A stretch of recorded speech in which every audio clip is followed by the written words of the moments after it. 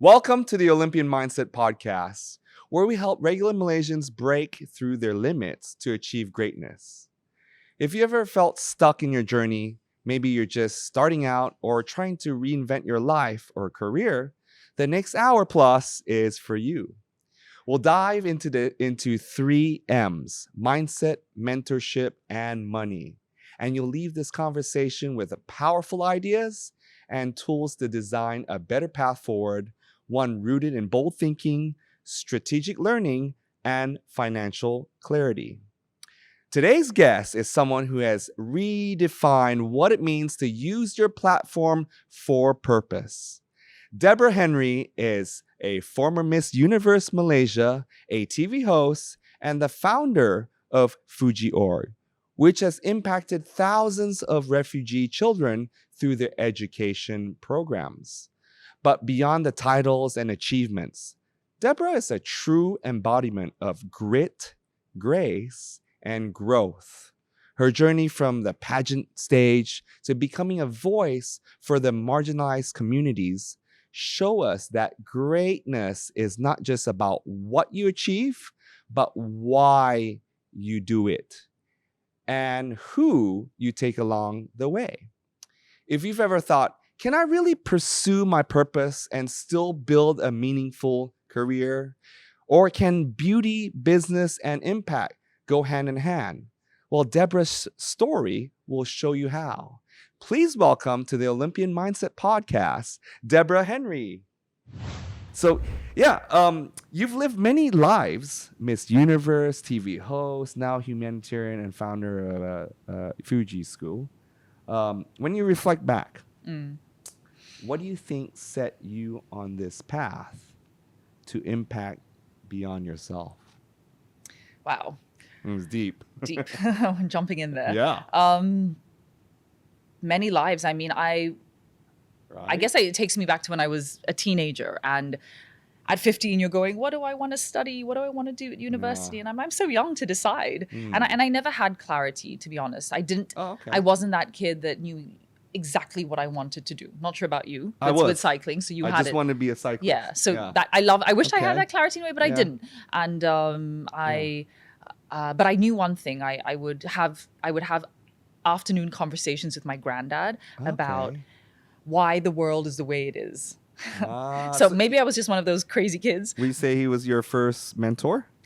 I mean, Life mentor, maybe? Potentially. I mean, we never used that kind of language back then, right? Yeah. It's like a fairly newer term. term. Yeah. But I had long and deep and meaningful conversations with him. He would sit on the swing with his Guinness in one hand and a cigarette in the other, and I'd be going, Granddad, like, why? He's Irish? No, my Malaysian side. Oh, Malaysian side. Okay, Yeah. well, Guinness is also popular here. Yeah, it is. Okay. And we would have these really deep, meaningful conversations about why is the world the way it is? Yeah. What life was like when he was growing up. Yeah. And I was just very deeply concerned about, I think I would use the word, issues of injustice. Yeah. And poverty, and why do some kids go without? So very kind of heavy questions. And then when it came to me having to think about life and what I wanted to do, I fell into modeling at 14 years old. I was on the streets of Bangsa, although that sounds bad. I was out with my friends in Bangsa. Back in the day, you could be on the streets. It's like normal. Yeah. It's not like these days, right? I was out with friends, and I was stopped by an agency and said, do you want to be a model? I said, no, not really, because I was very athletic. Okay. I had no time for like makeup and hair and strutting on a catwalk, but I fell into it, and I ended up being very good at it and continued at the same time. So I moved to London to model. I convinced my parents to give me a year before I went to university, pack my bags. So your gap year was my modeling. gap year was in London modeling. But the condition was you have to go to university, you have to get a degree. Yeah. Okay. So the following year I moved to Australia, got my degree. Oh, where in Australia? I went to University of Queensland in Brisbane. Oh, okay. Oh, and Brisbane. Bris Vegas. And I think you have a sibling there, don't you? I do. I have family that live there. Nice. Yeah, and then with that, I studied political science and economics. Okay. So great great base. That it was, have, right? and I really enjoyed the courses, right? Yeah. I mean, I was already working, I was modeling, so I had a very different life when I came back. I didn't live the student life. I think I had outgrown it, you know, because I had so much different experience. But it really solidified wanting to do this in the long run. Okay. I had professors who had worked on the ground in like Somalia, in Eritrea. They worked in like like Bosnia during during the conflict and the war. So they had real experience with all these issues around the world, and I just it moved me. So I knew when I came back to Malaysia, I wanted to do something. I wanted some part of my life. I wanted to commit to helping people live better lives. And I didn't know I did not have that answer. I didn't know what it was. Yeah. So I put myself out there. I was volunteering with different organizations. I was exposed. And this is the funny thing about life, right? I ended up joining a beauty pageant. I swore to my friends, I will never join a beauty pageant. You looked down on it. Oh my God. Boy, I judged. Yeah, you judged. Yes, because I started modeling at 15 and my friends, I had many friends who were former beauty queens and they're like, Deborah, you have to join Miss Malaysia. And I was like, nope. That's not, I'm not, wear a bikini, walk on stage and wave. Are you kidding me? Like anyone who knows me goes, nah, that's not for exactly. you. You're not the typical No, I'm not. beauty queen, for sure. Absolutely. And I said no, I swore against it. And when I came back, I was 21. Okay. And perhaps a bit, maybe some maturity, but I saw it as an opportunity. I saw it as a platform. And maybe I can use this to advance, like to really push things I care about. So took part, won the crown. And Miss World and Miss Universe. So the first one was Miss World, right? yeah. So that was okay. Yeah, so that was 2007. And won the crown, and then use it as a platform. It was an amazing platform for me to really champion things that mattered to me. Yeah. And weird that great how platform, life works. Really global. And it's so weird how life works that I met UNHCR through the beauty pageant. Oh, okay. I reached out to them for some information on something, and later on they reached out to me to host a documentary about refugees. That was the first time I met refugee families living in Malaysia. Okay. So life is funny. Sometimes the road to get your goal, it's not a straight road. Yeah, and then it comes together too. And things come together in strange ways. So really strange ways. Having an open mindset is so important, right? So my worlds, I think from a very early point in time, my worlds collided. Yeah. They overlapped. And so I've, fast forward 20 years, I've always found ways to bridge the fashion, modeling, entertainment world for whatever it is, however you define it, with my humanitarian social work. And has it been challenging? How challenging has it been to kind of meld those together? It's challenging, I think, from a probably more an internal mindset, from a mindset point of view for me, because I think I had struggles. You have to make decisions, right? Yeah. And do I move to, for example, I moved to Mumbai in 2012. Oh, okay. I was there on a holiday. I met a photographer, and he said, so this was after Miss Universe, my second pageant. Right. And I was there on a holiday. I met this photographer, and he said, oh my God, you have to come to India. You got to work here. You do so well in Bollywood. And I was like, really? Do I want to be an actor? Do I want to learn Hindi? Do I even know how to dance? Right. And my nature as a person is I did it. I packed my bags. I moved to India. What the heck? I had some friends. Yeah. And I was like 27. And I moved there. I stayed there for like 3.5 months. I was learning Hindi. I was doing photo shoots. I was meeting directors. I was meeting actors. But then it comes to a point where if I really want this career in acting in Bollywood, I need to pack my bags and I need to commit a minimum of 2 years to being here. To establish yourself. Yes. And at that point, I already had Fugee. Okay. I started Fugee in 2009, so it was like a few years. Okay. And that's when you have to make hard decisions. Yeah. So what was the process? What was my thinking process in order to come to a point where I said, actually, do I really want to be an actor? Do I really want to live here? And I eventually moved back to Malaysia. So how long was that? And I chose. Did you stay there? I was only there for 4 months. Okay. So you just a little bit got a taste of it. I got a taste of it, not for not me. for me. Yeah. And I chose to come back for Fugee. So I think at times I feel like I've felt that have I been shortchanged? Did I not really have a full career in this entertainment fashion space? Could I have achieved more? But every time I had the opportunity to make a decision, I always chose Fugee. Yeah. And I think that in itself says something, and right? You know your calling. Yes. Your true north. I think so. And Amazing. so but then in saying that, I've always found ways to, the network I have, the people I've met, the exposure I've had, it's all skills. It's all developed my skill set that's helped me build a better organization and become a better leader. Oh, right? Fantastic. Yeah. Wow. Okay, and that's the time I think we first met too. Yes. Like when in you a got fashion back. show. I can say I did a catwalk walk with Deborah. You know, I had to prepare for that 6 hours. By the way. Really? Because I had big legs back then. I remember. I was like walking like a frog. If there's one thing I remember from that was that you had to get your pants custom made or something because, as you know, cyclists have very large quads. Yeah, that was fun. And actually, fun story, I was actually originally supposed to walk with you. So they paired us up, like male, female. And then when early on, I think they looked at us, the height difference. They're like, no, that's not going to work. Then I got paired up with someone else. Yeah. So yeah, but that was a good one. That's the first, I had good memories of that. Yeah. So I'm like, oh, get her on my show. Yeah. It's really cool. Yeah. Excellent. All right. That's a good story. Okay. So many people know your public achievements, but what's one chapter of your life that most people don't see? The behind the scenes, Deborah. Oh, wow. Well, I feel like in this line, everything is sort of public, exposed. Yeah. Everything is public. I mean, I think people would still look at me and say I'm still quite a private person. Okay. I don't put everything out there. Yeah. I'm still a little bit filtered. I'm still mindful. Yeah. Yeah, but I think, every aspect of my life I've shared it with the public, or it's been in the public. Yeah. And they've, been an audience or a witness to it all. Maybe your marriage has been fairly private. Yes, because I'm no longer married. Oh, okay. Sorry to.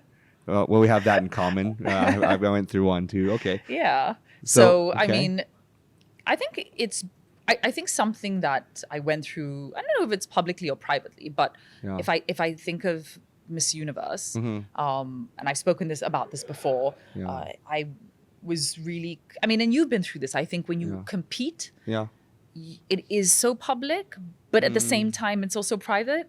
When you win or you don't win, if you place or if you don't place, what do you go through internally? What is that side that the public don't experience? It's public, but it's lonely. But it's lonely. Right? Yeah. It's like, do people really know? Not really. And I feel that the depth. And I think for me it's that, because I sit Okay. here and I talk about pageants. I sit here, I talk about building Fugee School and for refugees, and it feels public and everyone knows, but I don't sit here and cry about or talk about those lonely big challenges, right? really lonely, really challenging when you lie in bed at night, when you really feel No, that always brings us back. Like when you're growing up, did you ever imagine that one day you'd lead an education initiative for refugees, or even lead one? And where did that sense of mission come from? So my life has been a lot of me going, I will never do this, and then I do it. And so one would be the beauty pageants. The second is I grew up in a family where my mom was in education. So she was a principal of the kindergarten and primary school I went to. Early education. So we spoke about education a lot, the Okay. importance of it in the family. It's your Eventually, DNA. my sister went to one of her degrees was education. So Okay. it's been something that we've grown up with a consciousness about how important it is and the value it brings. And I was very clear about me not wanting to do education and not wanting to even work with children. Even when I looked at humanitarian work, I wasn't I thought I would work more with women. Okay. Or community development. Yep. That did not include a focus on children. Yeah. And I now run a school. Yeah. So right? so life is weird how it works out again. But It's in your DNA. You can't get away from it. It's like my I whole. should never say never, because every time I say never, it's opposite. It always, yeah, like same. Like I resonate with it. Like my family is in healthcare, and now I'm like pretty much everything to do with wellness, healthcare, right? Yeah. So, Gravitating towards it's it. gravitating towards it. I'm like, oh man, I never thought that would happen. It's kind of in our DNA, right? Yeah. It's kind of pre-programmed in the back there. Possibly. And it comes up, right? Possibly. And I think because I think at your core you understand what's really important. Yeah. Or the significance of things. And and that was it for me. I met this refugee family. I was interviewing them. So I was sitting in their home, a small low cost flat in KL. And I remember speaking to the kids. They couldn't speak English, so we were communicating through hand signals and basic questions. And I remember thinking, as a Malaysian, these 4 children are in my country. Yeah. You're less than 20 minutes away from the KLCC Twin Towers. Yeah. On one hand, you have this stark sense of development, modernization, growth, abundance. And I have 4 kids here who can't read, write, and are not in school. And I think that disparity was so stark for me that, once again, going back to my point on injustice, I couldn't let it go. Okay. And so I think that was that very pivotal moment for me, where I remember walking out of their home that day and going, I'm going to do something about this. Okay. And then you did. And there was no plan. So there wasn't a plan for school. There wasn't a plan for like some transformative education initiative. It was really, I'm going to give these kids tuition for 6 months, and then eventually they needed more, and I knew I couldn't support them alone. Yeah. And so collaboration, working with the community, working with like-minded people to find solutions. And I think when you design a solution from the point of need, I knew what the need was. I understood the need of the community. It wasn't just me, and we worked together to design a solution. Yeah. I think that works. And so that was really was the birth of That's Fugee. really cool. That's good. Really cool story. How did you meet that family? What led you? I was doing a UNHCR video. Okay. UNHCR. Okay. All right. So now it's already moved forward. It's already 14 years, right? Yeah, 16. Or 16. Yep. It's 2008. Okay. Wow. Oh, 2008. Okay. I thought you started. The school was started the next year. Got it. Okay. Where do you see it going from here? What are your goals? Do you think in terms of like just take it one step at a time, 1 year at a time, or do you have like 5-year or 10-year goal? So when we started off, it was providing a basic education. Yeah. Okay. And it came from the point of refugees are here. Yeah. They are denied access to formal schooling. Mm-hmm. So for the time that they are in Malaysia, which is not permanent, it's not forever, it's for a period of years, we will give them a basic education, math, English, science, so they can survive. Yeah. And when they move on, they'll be able to, they have a head start. They'll have something. So we've absolutely changed our mindset from what that was. Today, Fugee organization looks at really transforming life outcomes. Okay. And refugees have the short end of the stick. Oh, really? They are marginalized. They're denied access, basic rights. Yeah. If you look around the world today, millions of people have become refugees, live in wars and conflict, have to flee. Yeah. It's tough stuff on any of us. Like you and I could become a refugee tomorrow. That's true. It doesn't. We don't think about it. We don't think about it, but anyone can become a refugee, right?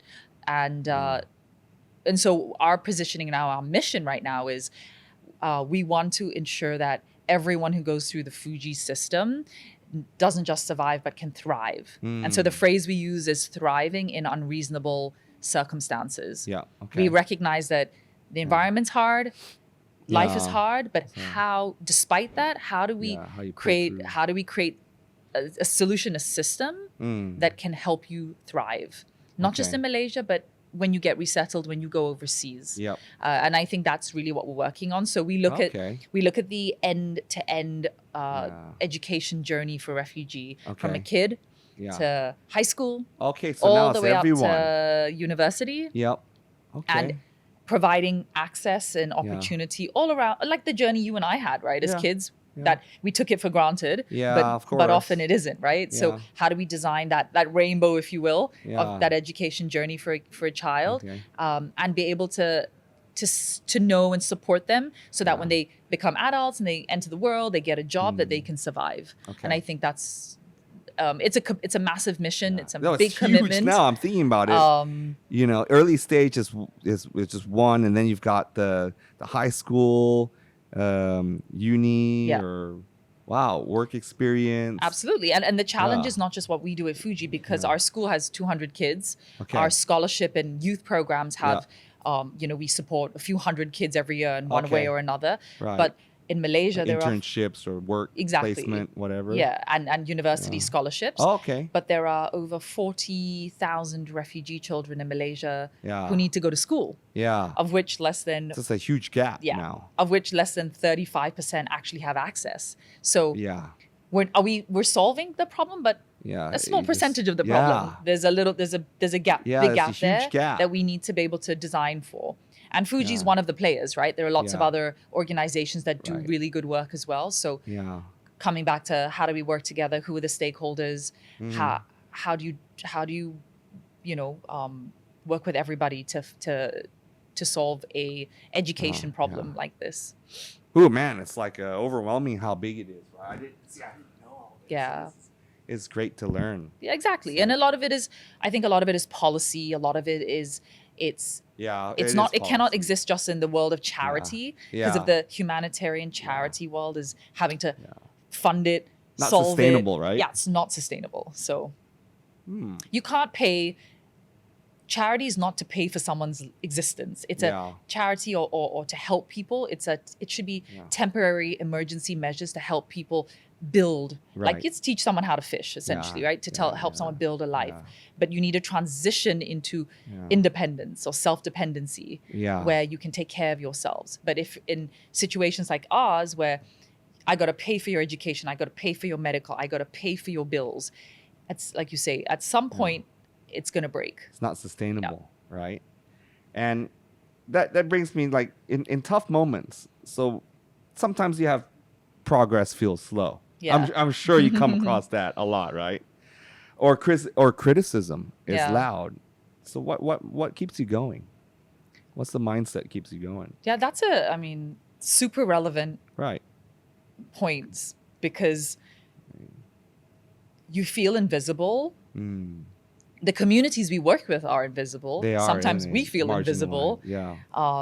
The work we do, we feel alone. Yeah. You don't know who to turn to, who can understand what you're going through and what you're trying to achieve. Yeah. Who cares? Who cares? Everyone's got problems of their own. More of that, right? That's who cares? Why should I care? I've got more problems. Who cares? And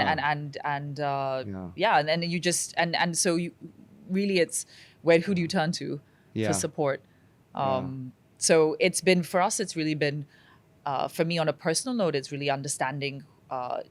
I think it's been spending a lot of time with myself, trying to find ways of staying true to the mission. And I think because we're so blessed that I see the children, I see the outcomes, I see the impact. Yeah. And because I'm so close to the impact, I know in my truest deep within me, I know what we're doing is right, and I know what we're doing is necessary. Yeah. So that keeps you going. Then. And that's like my that's my North Star, right? That's that bright light that your despite compass. Everything. And I think we exist in the circle around us is then the country and the policy in the country and the sentiment in the country. Yeah. We're living in a world which is increasingly, it's volatile, divisive, and all of that. Very. And we have to deal with that. And then the bigger picture is the next bubble around us is the whole world and global policy and global conversations right now. And we're sitting here going, oh God, are we going to get affected by this? How does it affect our work? Can we still achieve our mission? Where do we fundraise from? Yeah. How do we navigate this geopolitical nightmare? Yeah. And So you're not spared from it. Where do you even start, right? So it's overwhelming. It can be. Right. It can be extremely overwhelming. And Yeah. like, for example, I'll give you an example. I sit here and I'm going, okay, I'm going to educate kids in my school and, 200 kids. And Yeah. I feel like there's a massive amputation, like the leg's been chopped off. And here I am with a Band-Aid, trying to stick a Band-Aid on this massive cut. Because you look at the two, that's why when I looked at your report, I'm like, oh my goodness. Yeah. There's a huge gap. Yeah. And I'm thinking, okay, that'd be great for conversation. Yeah. She surely sees it. I see it right away. Absolutely. Then it's like, okay, where do you head from here? What do you distill next that will have a maximum impact for growth? Absolutely. So it's kind of like startup, right? It's worse than startup because it's not really for profit. It's not for profit. So you got to find stakeholders that really care. I guess in your shoes, it'd be storytelling. Absolutely. Storytelling is key, right? Huge amount of it is storytelling, that individual kid, how they've overcome adversity to get into university, to, start a business, to help their families. I mean, there's so many stories that we can tell.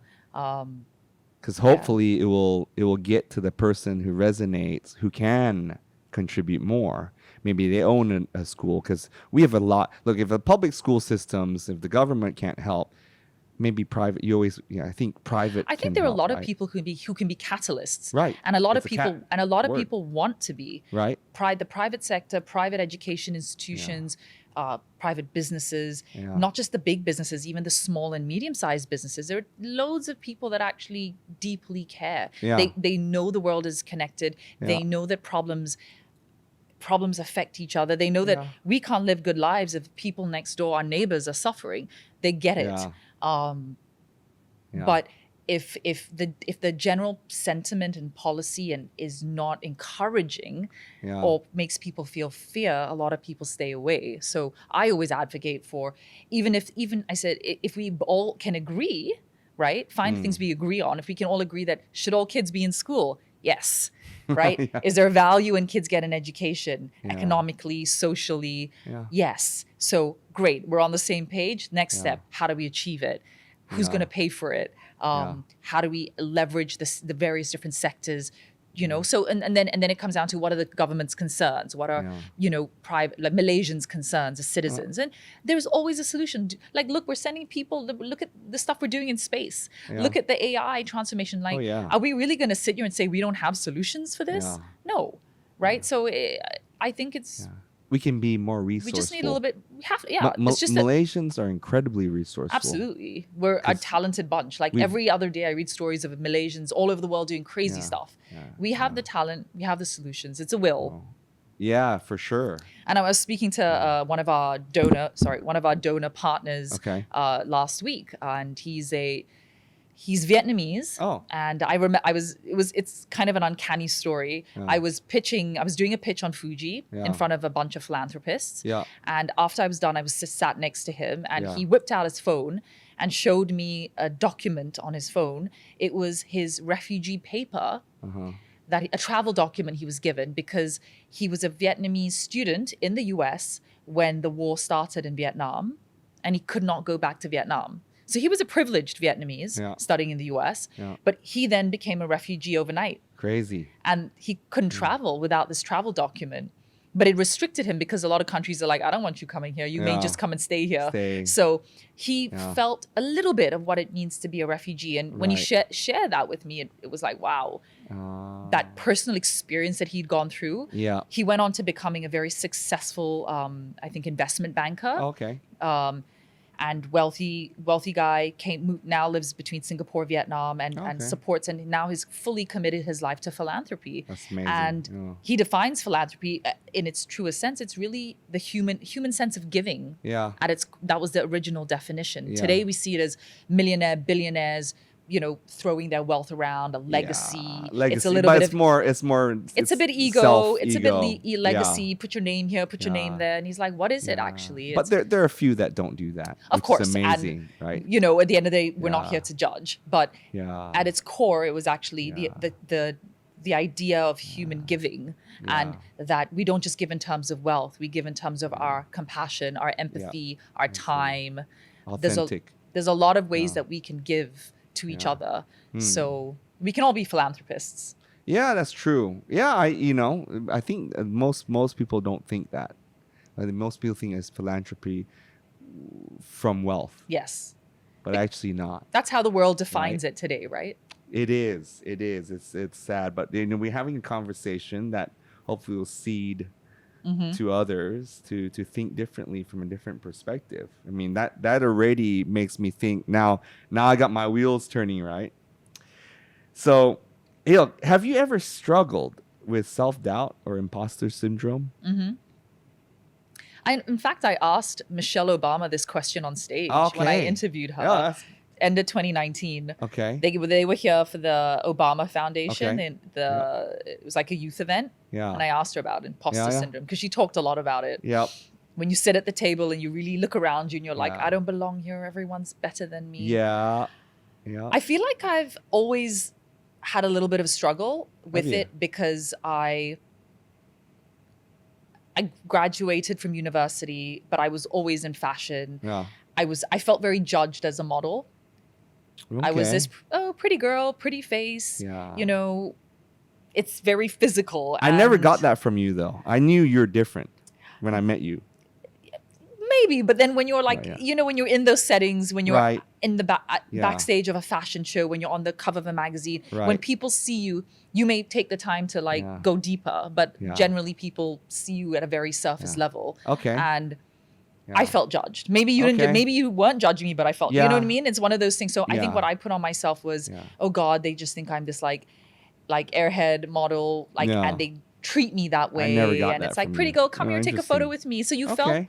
felt like a bit of a piece of meat. Okay. And so Uh-huh. when I wanted to be taken seriously, Yeah. especially the more I grew Fugee, the more I did Yeah. a lot of more serious work. Yeah.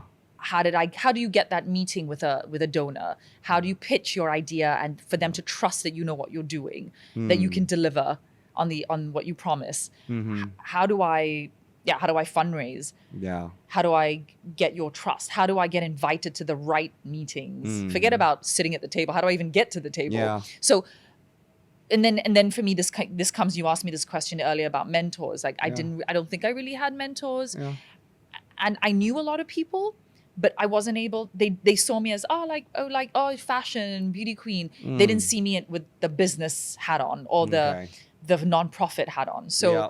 Yeah. So Yeah. for me, it was a transition. How do I transition to this other space? Yeah. How do I wear multiple hats? Yeah. And then sometimes I forgot what hat I was wearing. So I turn up okay. to a meeting. I'm like, whoa, no, I should have brought that up. So I'm like, wait, who am I?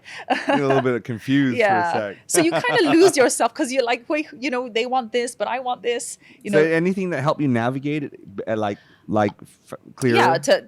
I think what I've done maybe in the past 10 years Yeah. is firstly, so there's one thing is it's consistency. Okay. So when you're consistent about what you want, people Yep. eventually will believe it. Okay. Just because you say it one time, no one owes you anything. Yeah. I'm here going, oh, charity. People go, oh, is it you doing charity because of a pageant? I was like, no, I did charity before the pageant. Right. I studied this. So Yeah. you can get mad and you can get jaded or you can get insecure or have a chip Yeah. on your shoulder. Yeah. Or you can be like, how do I leverage what's What you working for me? Yep. And so for me, it was consistency. Yeah. Is my messaging, is my mission consistent? Am I talking about the same Yeah. thing? Am I constantly putting myself out there? Am I Yeah. also, I have to upskill myself. Am I Yeah. also learning more? Yeah. And presenting Yeah. more better, right? So Yeah. I constantly was improving myself. Yeah. I was consistent with my message when I spoke to people. Yeah. And fast forward 16 years, I don't have an issue with that today. So I think that really helped me. And then you do get taken seriously, you get into the right rooms. And Yeah. I think the confidence that then I've developed over the past The period of time. consistency over time's proven. Yeah. You've already proven yourself. Like I'm not sitting here today Right. going, I need to prove myself to Yeah. anyone for anything. Yeah. I have The full work- confidence the in what work I proves. do. Yeah. Work proven. And then I invite you to be part of it. Mm-hmm. If you don't want to be a part of it, that's your choice. But Yeah. I'm not sitting here desperate for you either. Yeah. So It's also the benefit of we're at a mature stage of our life, right? That's the benefit. Right. And I do think perhaps some things do come with time. For sure. Time. For sure. You've And got to give things we're time. in great time right now. Wisdom. And yeah, exactly. I'm so excited for you, for me, Absolutely. where we're at. And we're pretty much a similar generation. Yeah. Right? What mindset shifts would you recommend for anyone who wants to go from success to significance, which is what I believe that you've gone through. You're gone from success to significance. You've got to see beyond yourself. Mm. I think so. I think we live in a world where success is overwhelmingly fixated on selfish, materialistic and financial success, and selfish to some degree. Where else we need to redefine what that is, and we need to celebrate what that is, what that success can look like. So more young people seeing beyond themselves. Reverse it. Okay, you can get away with that in you're really young. Yeah. But we can fast track that as we mature, right? Yeah, absolutely. And I think another thing is outwards. Yeah, thinking. I mean, and I think so much of the world it's very capitalist in nature, right? It's you start a business to make the most amount of money. It's your bottom line matters. What are the profits? We're not talking about people. We're not talking about planet. So you're constantly training people to think this way, and then when they do it and success is money, we go like, oh, what's wrong with you? So if you don't design right from the beginning, like coming into the building, I saw the big SDG wall, and they had all the SDG goals downstairs, and those are the UN SDGs. They talk about all the things that matter, right? And if that's really part of who we are, when we design businesses, when we design plans, when we look to having an impact, then I feel like that overcomes a lot of this. That's brilliant. Yeah.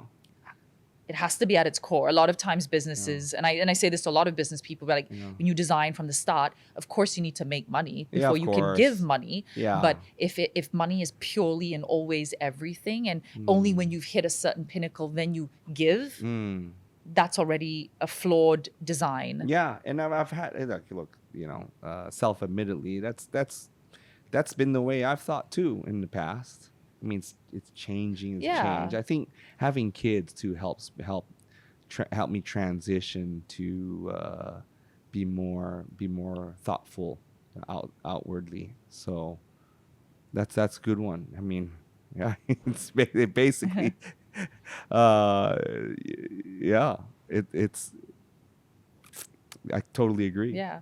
I mean, how do you make it more entrenched, right? How do you bring up, like, if you imagine your kids, a little experiment, how do you design it where then they're growing up, and when they get their pocket money, their allowance, is it all just saving to buy a toy? Is it saving to give something to somebody? Maybe this Christmas or this Raya, instead of like, we could do something good for others, right? So it's how do you build this into their DNA? Yeah, and how they live everyday life, right? Because my wife is Thai, and over there, I think as a society, they're a lot more empathetic and a lot more giving. So what she's done with my stepdaughter, her first, every birthday, they, instead of presents, they sponsor lunch and a few gifts for the local blind school, so that, I think in the Western world, it's all about having the IG birthday, having a cool party, all the colors, everything, all the decorations. But what I saw was like, and I participated, we went there, and we saw we got to reflect upon ourselves and to see how lucky they were. Right. And then, they're so joyful, and they sing happy birthday to Hannah, and then she serves them lunch. So I think that's the core of what we should be doing now, and what the ideas we should seed out to our fellow parents. Yeah, I mean, and parents, to our kids. Absolutely. Parents have an opportunity. If you look around and you see you can identify what you think is wrong with the world, you have an opportunity to fix it in how you bring your Absolutely. children up, and how you Yeah. and what the lessons, and they learn through you. Yeah. It's through example. It's what you do, and that could be a generational shift right there. And So it's the best present we could give them. absolutely.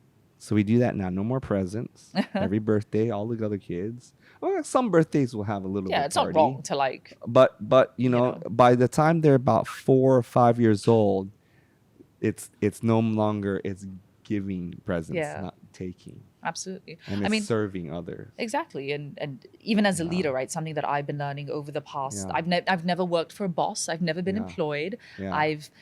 I've had to learn it all on my own. Which Yeah. to your point on imposter syndrome and Yeah. doubt, I've Yeah. like, can I even do this? Can I Yeah. run a nonprofit with like Yeah. 30, 40 staff? Yeah. How do I don't even like Yeah. know this, have the skills for this, you know?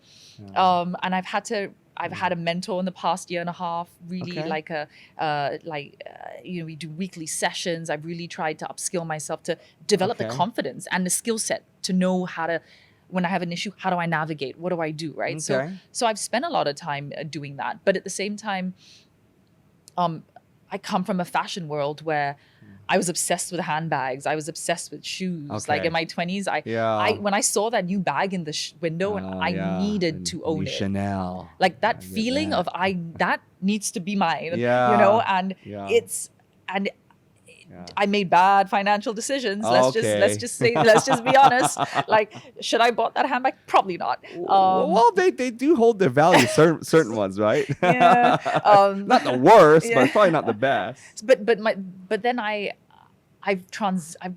today, if you ask me in the past maybe 6 years, Yeah. I've worked my way out of that. Okay. And so I have very, I wouldn't say zero, but I have very minimal attachment Okay. and desire Yeah. for like to have to own material things beyond a certain point. Of course, Well, it's still nice. I still have, yes, Right, of it's still course. nice I'm not going to- be a hypocrite and yeah, lie. I right. still We're enjoy, still human at the yes, end. and I enjoy the finer things in life. I Right. enjoy certain, like travel and la. Yeah, yeah. You know, but my attachment to things, my Yeah. relationship with material stuff is Yeah. very different Okay.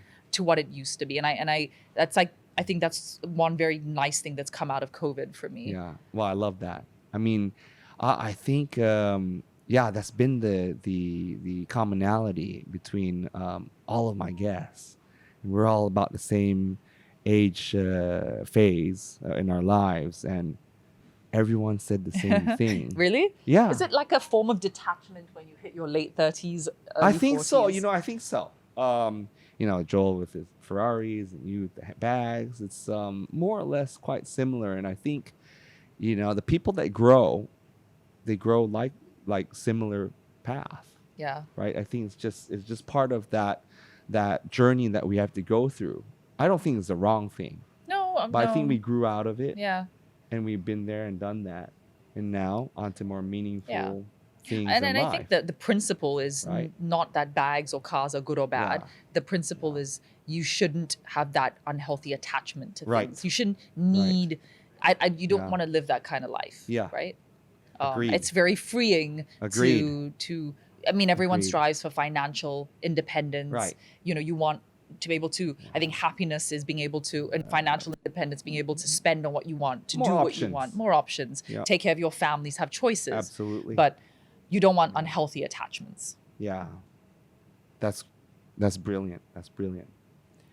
Now, if a 20-year-old woman came up to you saying, "I want to make a difference, but I don't know how," what would you tell her? I'd say you're 20. The world is Your oyster. waiting for you. It's your oyster. Wow. Go out there and try things and do things. Meet Put yourself out there. Meet people. Talk to people. Experience things. Travel if you can. Mhm. Expose yourself. And if you're working in, even if you're working in a company, learn. Be Yeah. open. Be open. Keep an open heart. Keep an open mind. Be open to learning Learning. and Trying. trying. Mm. And not making mistakes, just trying and Yeah. living. And a lot of times when people say they want to help, they don't know how. Sometimes you can helping people can do more harm than good. Yeah. So it's not the best Mm-hmm. way to help is not always to come up with a solution immediately. A lot of times people think, I need to start a charity. I need to, start a social enterprise. And I'm like, no, you don't. No. We don't necessarily need more charities and social enterprises around. You know, I mean, you don't need to start a whole entity. You just if it comes to that, great, sure. But All right. expose yourself, try things, learn about things, meet people, and then you'll see. Fail. Yeah, and you'll get to a point where you see if it's meant to be, if the need is real. Yeah. Then potentially you would have that solution, right? You have that your calling or whatnot, right? Absolutely. Okay. But That's- don't feel that's- the need to rush into things. Yeah. Don't rush in. Okay. That's good mentorship advice. And you have a mentor now, right? So do you believe Malaysians, especially women, have enough mentorship support today? If not, what's missing? So I think with social media, and podcasts like these, there isn't a shortage of knowledge and information out there. Yeah. People are, if you're on TikTok, if you're on IG, you can be bombarded like Algos every day. will find you. Yeah, they'll find you. Once you look at once you find Right. one Olympian mindset, Yeah. the rest are coming one for that you. resonates and it'll target. So yeah, right? so It's my brilliant. point, yeah, Quite so my point brilliant. is you can get fed with the good stuff Yeah. if you're looking for it and if you're hungry for it. Yeah. Whether that is sort of an exchange of a mentor, I'm not sure.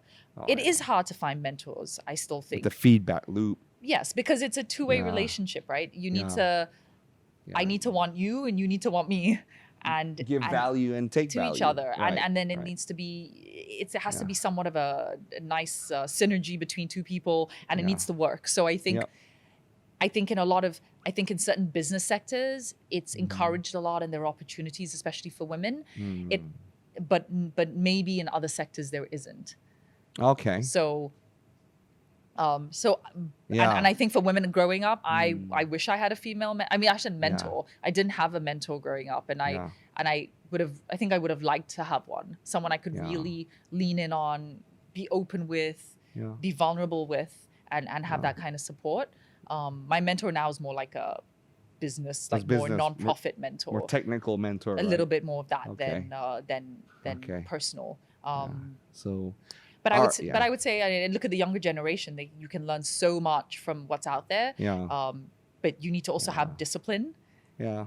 There's so much content out there that it's easy to get sucked in. Oh here and there. yeah. So, hours go by just like that, right? So the element of discipline to okay, this really works for me. This podcast or this person, I love what they're saying. They offer a 6-day course or whatever course. I'm gonna do it, and I'm gonna stick to it. And I'm gonna implement it. Yeah.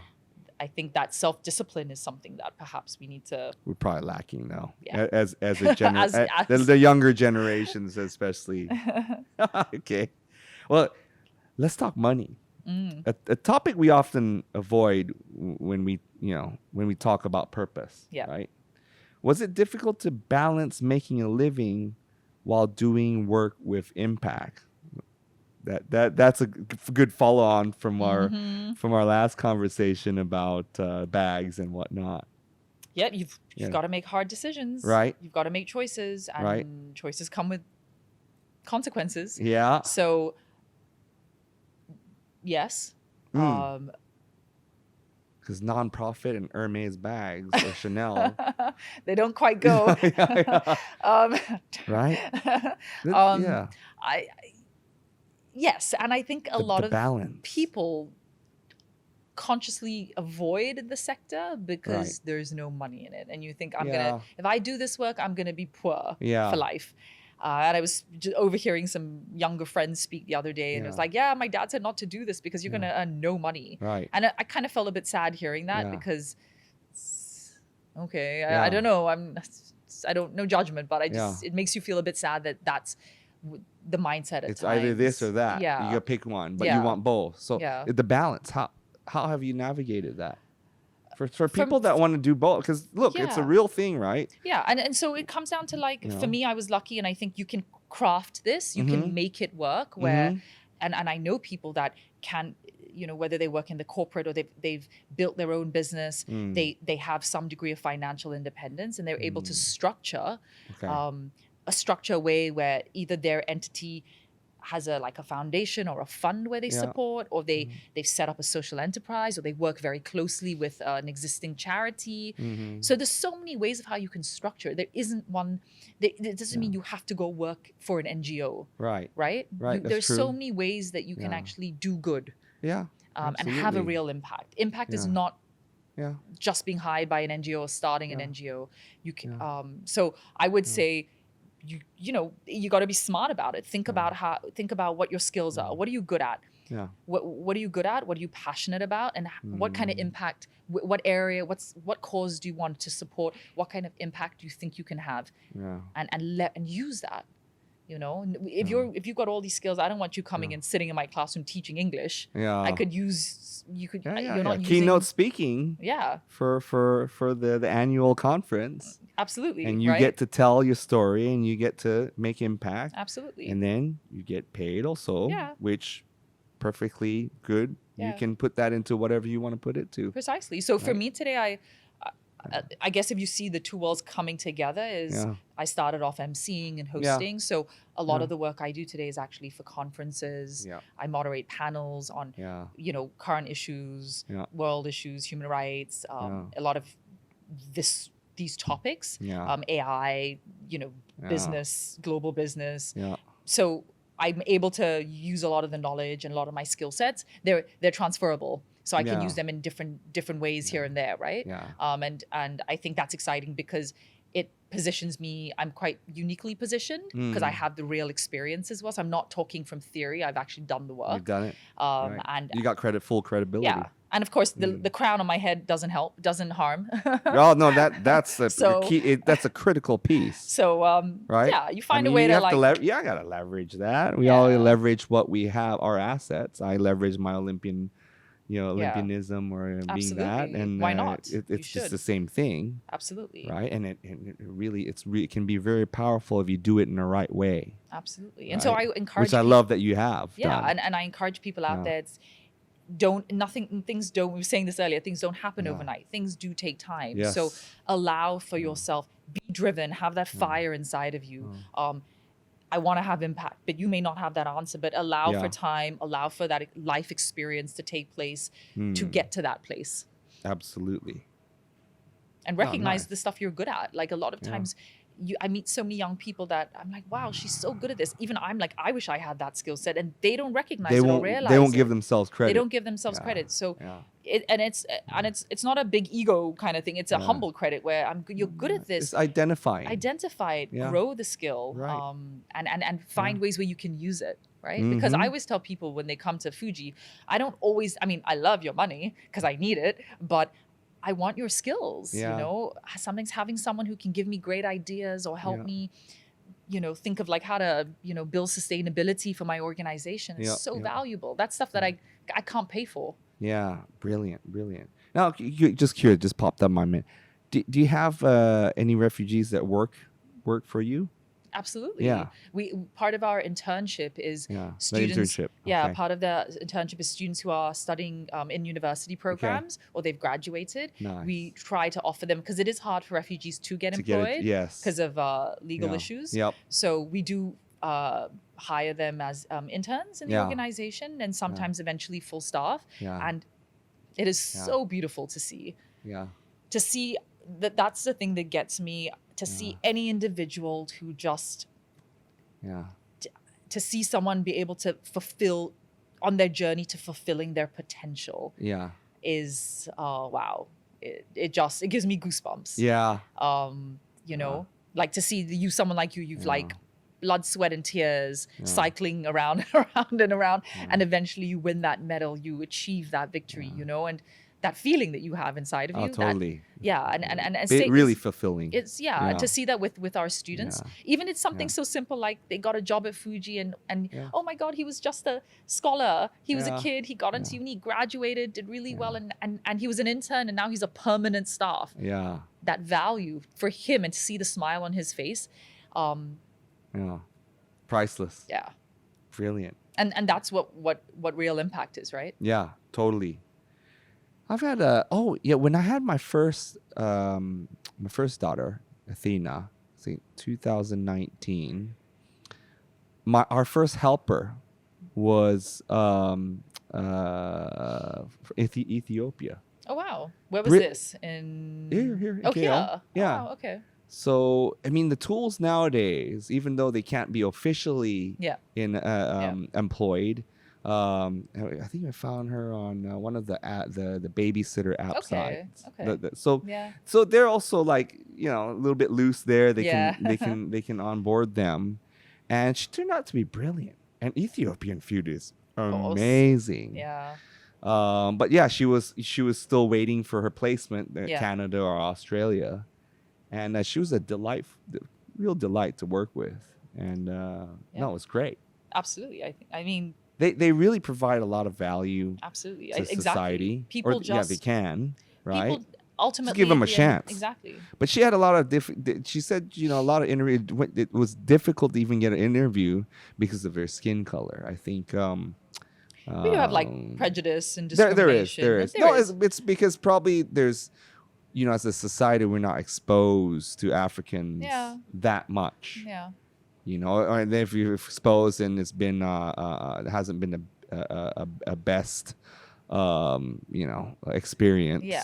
Right. Because there's also, you know, there's good and bad in every culture. Exactly. Right. And it's very easy to look at the bad and just then just kind of blanket everyone from there. But I feel like that can sometimes be the easy way out to look at things like that. But Totally. then you're giving up on humanity when you do that. Yeah, absolutely. I feel that. And my brain goes there sometimes, you know, and I'm like, I have to check myself because if I think that way, why am I even doing what I'm doing? Yeah, I've given up. I might as well give up on humanity and go live on an island somewhere, you know, because then I'm saying I'm better than you or you're better than him or people like that do this are better than, you know, so let's not play that game.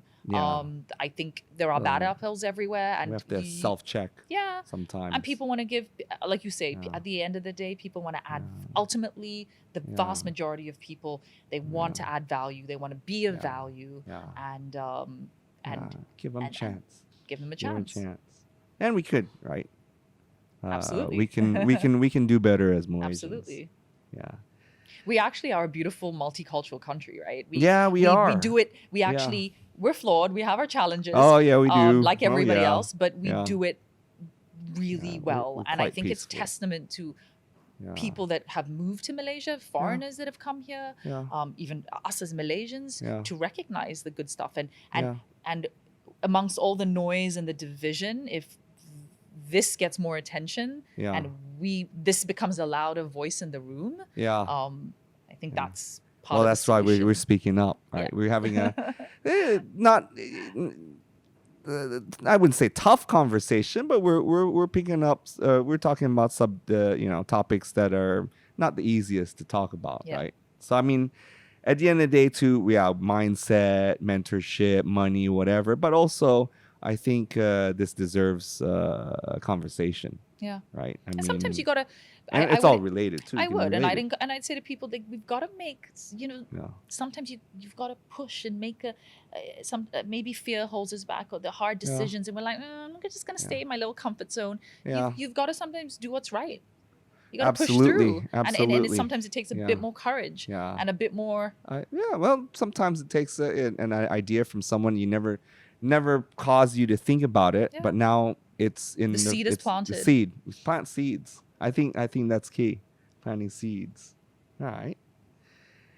So, okay, you're now working. I've seen. Again, took a look at your website. You're working with brands, partners to fund Fugee School. What have you learned about money and influence through that process? Ooh. That's deep, right? Money through raising funds. Through going through partnerships, building the partnerships, raising funds. Yeah. I think people give for different reasons. Yeah. What drives someone to part with their money, their wealth, and to invest it in your cause, it's different for everybody. Yeah. Is it always obvious? No. Sometimes not. It isn't. You know, so I think for me it's developing that skill to be able to like see beneath, filter, filters, and also see beneath what they say they want, what they really want, understanding them as partners, as donors, we like to use the word partners because Yeah. there's always a power dynamic of Yeah. we're like the little charity Yeah. beneficiary and you're giving us we're money. begging. No. And if you make the call, you decide, you can give it, you can take it, and that's not a nice place to be. So I think in giving now, I like there's that. a shift in the relationship, Partners. the power. That's great. Power. So it's a more equal. We see each other as partners to, as you said earlier, to Give and learn take. from each other, give and take. Yeah. But understanding why people give, what people always want something in return, and that's not in any way a negative thing.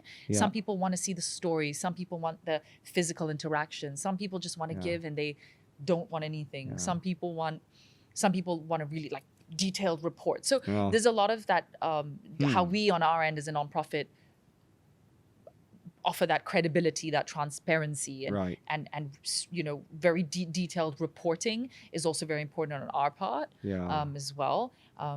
But ultimately, we're a nonprofit. We have to fundraise every single dollar that we spend, and there is a fear of lack of financial sustainability because the bigger you get, like Fugee's now transitioned to a medium-sized nonprofit, and so the funds that we manage every year are significant. Oh yeah. And how do we? I saw the numbers. I'm like, how do we? Pretty big. Yeah. And so how do we manage that smartly? Yeah. And you're looking at things like crypto. We're looking at like, can you have like these impact funds?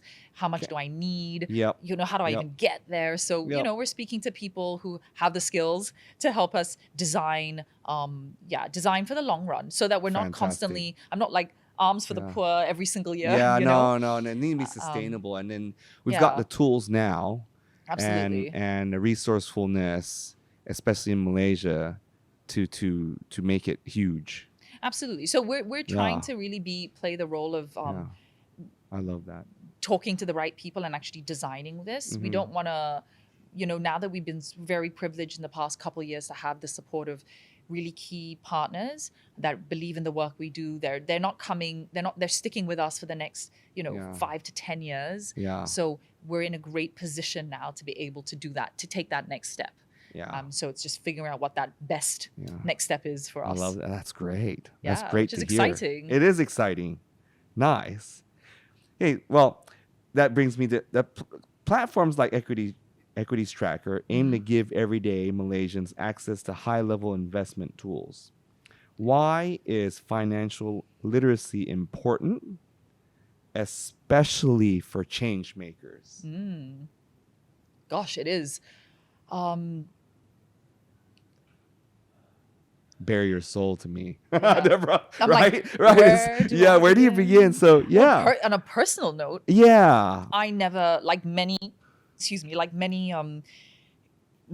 probably kids out there, I never had these, let's say open conversations about money, but I never had necessarily very helpful conversations about financial management or literacy, where you learn about it, math in school, you overhear your parents talking about finances, like you spent too much on the credit card, or like whatever conversations. But in terms of saving, spending, investing, giving, all of these core fundamentals, how to structure your life. I never had that down. Okay. And on the other hand, I started earning income since I was 15. So you've got money, you've got that, oh my gosh, I've got, X amount in my bank account. And without these fundamentals, things can go very wrong. Disappear real quick. Money out. As fast as, or even faster than you came. So that was sort of my experience in the beginning. And then of course, running a school, I recognize with our students, the absolute importance of like teaching them about money, right? Especially when you come from a marginalized community where money is already an issue and it's scarce. So that's that scarcity mindset that you have. So on so many levels, I recognize how important it is. And and money is a tool. It's a tool that can help you unlock and achieve and do whatever you want. So it's really learning how to use it. Finding the best way to use it. And I think a lot of people just, like, I'm sitting in this room and reading some of the the banners up there, and it can get very scary. People look at those words and they're just they shut down. They don't, it's too intimidating. So absolutely. So how do we break it down for people? How do we make how do I make someone feel like they can save, they can invest. Yeah. And Tough, but I think that it's improving. I mean, we have touch and go. Yeah. That, they can work with, right? Absolutely. Which is better than before. No bank you wouldn't be able to open a bank account, but now you don't really need a bank account. You got touch and go is okay. Absolutely. And also in a world that's increasing, I mean, you leave your house today without a phone. Yeah. There's so much that you cannot do. Yeah. And so connectivity, back in the day, we would look at a refugee and go, oh my God, they have a smartphone. They can't be poor. They must have a lot of money. Like, let's not donate to them. But a smartphone it's a necessity. It's your connection to your family. It's your connection to the world, to the systems. How do you go to a bank? How do you pay for stuff? You can forget your wallet, but you can't forget your phone. Yeah. Exactly. You're gonna choose one thing. I always choose my phone because I can pay with my phone, right? Absolutely. So, and then even if I get pulled over by the cops, I can pull up the app that shows my license. Yep. It's quite brilliant. Absolutely. So your connectivity is key. Yeah, it's even more so for for marginalized communities that need to be able to stick to not be left behind. Absolutely. Well, I mean, that's been I wish we could keep going on because it's been a wonderful conversation. Well, how we like to wrap up at Olympian Mindset is like to ask Olympian Mindset rapid fire questions. So we've got a few. What is one mindset quote or mantra that keeps you going? One quote. So I have this tattoo here, and it's an infinity with the word core. Oh. And it's the Latin root word for courage. And the origin, without going too long, the origin of courage, core, is to live one story straight from your heart. So one story straight to tell one story straight from your heart. So your heart, your soul, your mind, the connection between all of them, and to live your truth. Ah, lovely. That's cool. All right. Lovely. A failure. What's one failure that turned into a major life lesson? I would say not winning the Miss Universe crown. Okay. Because I thought I was going to win it, although it was super subjective. Love it. Yeah. All the booking sites said I was going to win it. I thought I was going to win it. I believed I was going to win it. Yep.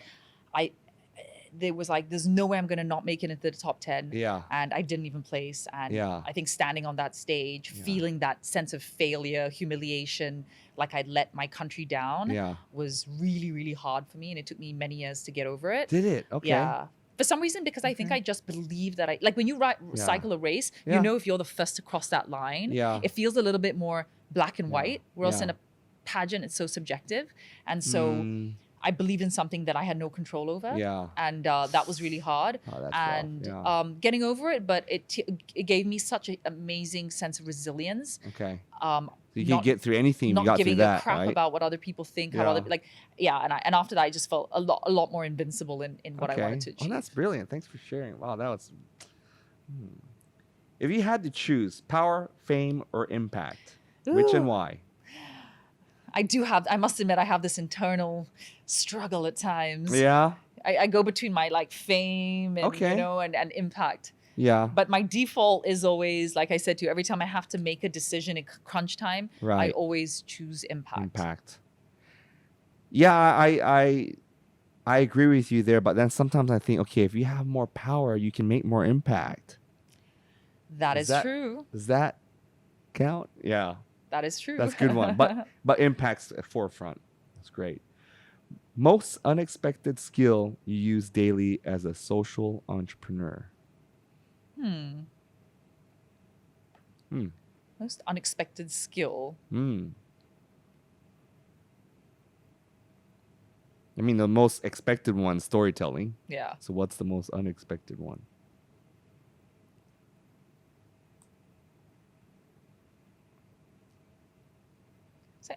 I mean, learning how to create positivity and opportunity from all the hard stuff and the challenging stuff. Don't know if that's unexpected, but that's a mindset. Yeah, that's a skill. Yeah. Okay. Having turning things around.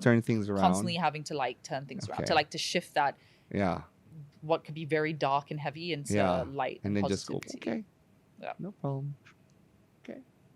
Last one to wrap us up. What does greatness look like for you now, not 10 years ago? What is greatness? Ooh.